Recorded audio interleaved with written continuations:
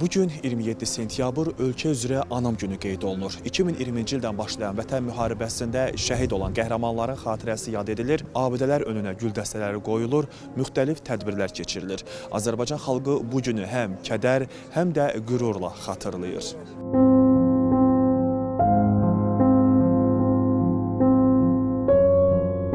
Şəhidlik çox uca bir məqamdır. Allah hər kəsə elə bir məqam qismət eləmir. Mənim oğlum İlkin Əhədzadə 14 yaşından hərbi xidmətində olub. 2008-ci ildən qaynar döyüş bölgələrində döyüşmüş bir zabit idi.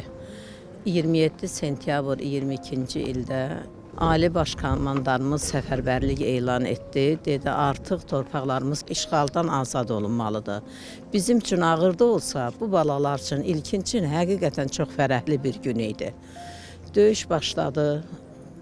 Biz şəhidlər verdik. Onların içində mənim canparam oğlum da şəhid oldu.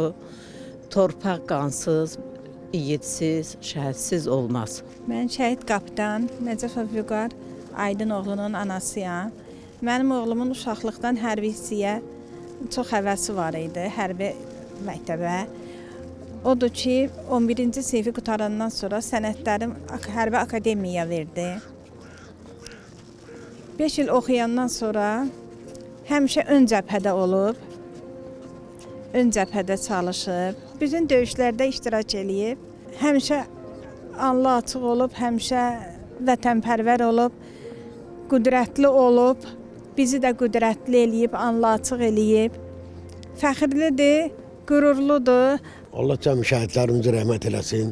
Bu 44 günün bu vətən müharibəsində Qarabağın azadlığı naminə canlarından keçdilər. Allah qazilərimizi can sağlığı versin, şəhidlərimizi də rəhmət eləsin. Vətən sağ olsun, torpağımız sağ olsun, Ali Baş Komandan sağ olsun. Bütün şəhidləri, cəmi şəhidlərin hamısının məqamı uca olsun, yerləri cənnət olsun.